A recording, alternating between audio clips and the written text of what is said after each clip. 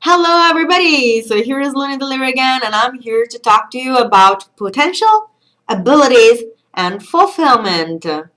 So the reason why I'm talking about these three concepts is that they are strictly connected and strictly related. I'm sorry, the cat tonight is a little bit nervous, so he's going to go up and down a little bit. Anyway, Enneagram 7 is the Enneagram that will the most interested in this kind of pattern. Enneagram 4 is probably also because of their quest for identity. But Enneagram 7 is the kind of type, the type to which I'm talking tonight. So why am I talking to Enneagram 7 and why am I talking about potential abilities and fulfillment? Enneagram 7's quest is the quest for fulfillment. What Enneagram 7's want is fulfillment. So, being the Enneagram 7's the narcissists of the Enneagram, meaning that their pattern of self-defense, of rationalization, makes them the closest type to a narcissistic pattern. They're not narcissists. They're just using a kind of defense mechanism that leads them towards that kind of path. Another type that does that is Enneagram 3, but I want to focus on Enneagram 7s in this specific matter. So what happens? What happens is that all the types that have narcissistic tendencies have in their childhood a pattern at some point, an event of some sort, in which they had to rely on themselves for anything, for everything. So they are people that at some point they had to rely on themselves for everything. And they believe for this reason to be pretty much good at everything. Another thing that could have happened is that it was a kind of neglected child, meaning that it's that kind of family in which the parents, instead of paying attention to what the child is doing and helping him grow by showing him his abilities and the things in which he's not that good at, they kind of make the child believe that they're good at everything. They dismiss him by telling him he's great and he's doing great. So this can generate a pattern of too high self-esteem. Let's call it that way. We have types that have zero self-esteem, like for example Enneagram 6 and Enneagram 4. And types that have a too high self-esteem, like Enneagram 7 and slightly Enneagram 8, but that's not a narcissistic pattern. There is no narcissism there. A lot of self-assuredness, but nothing going in the direction of narcissism. So Enneagram 8 will probably not find anything in this video that can help them. Enneagram 7 instead. Enneagram 7 is the kind of type that will be interested in this. So what happens when we believe that we are pretty much good at everything we do? Exterior sensors, I'm talking to you also. Exterior sensing dominants believe they're good at everything.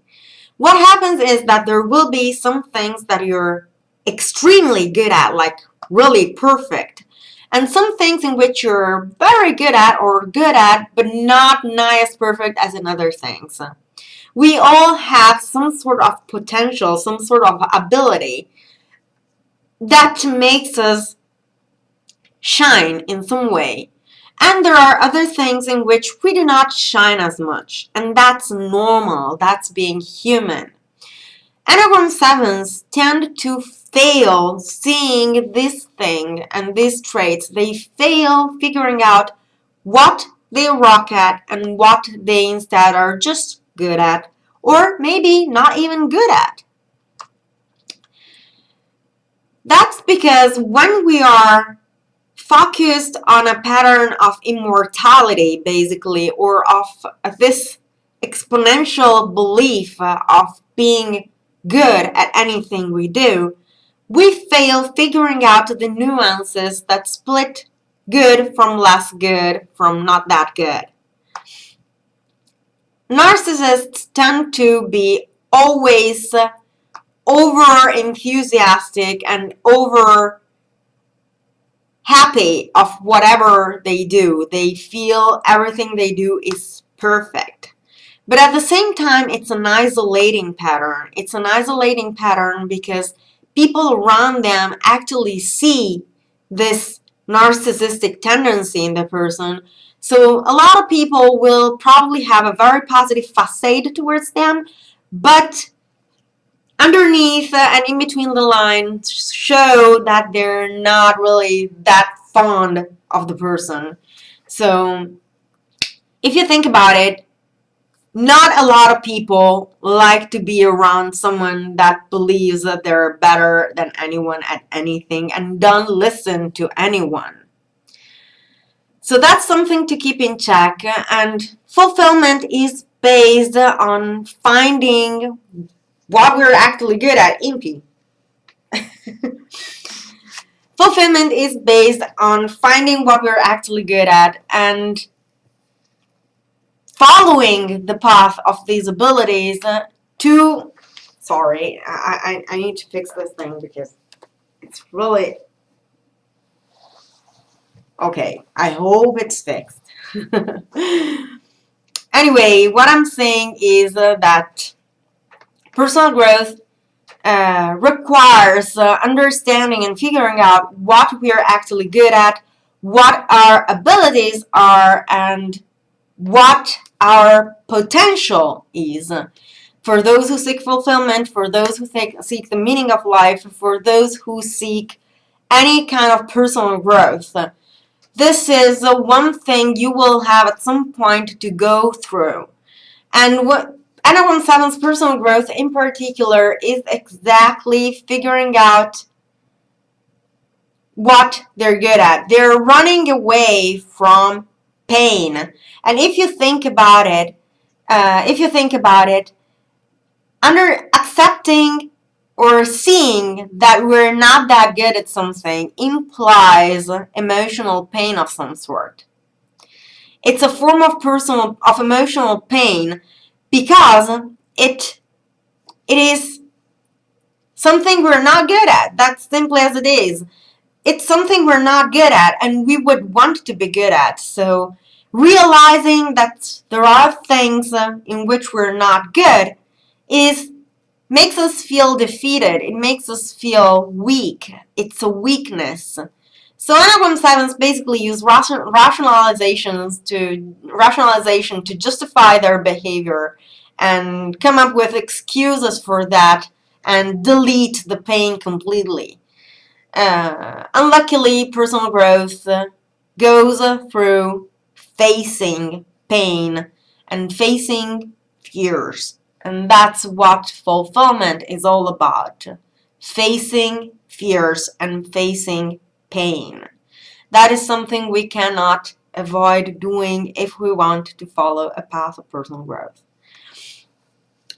Anyway, the important thing that I wanted to say about this matter of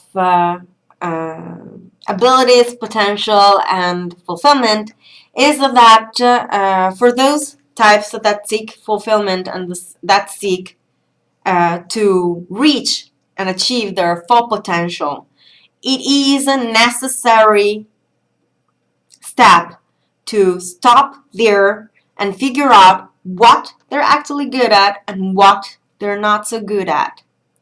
Enneagram 4's interjecting type, you do not suck at everything. That's not what you're about. You do not suck at everything. There are things in which you're actually good. And it's probably not what your boyfriend likes.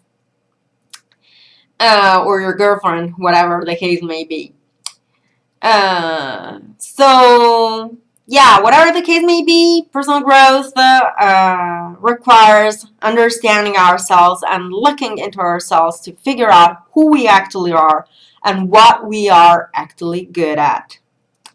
MBTI, Socionics, and Enneagram can actually help you in that, but it has to be only an indication. Do not focus too much on that, because there can be moments in which you believe you are one type and instead maybe you're a fully different type. And if you, for example, decide I'm an ISFP and I'm extremely good at interfeeling and understanding patterns of relationship among people, and instead you are, I don't know, if I roll, you will probably ruin yourself thinking that you're something you're not. So first comes introspection, first comes analyzing yourselves, seeing what you're actually good at, and then from that, understanding your type and understanding who you actually are.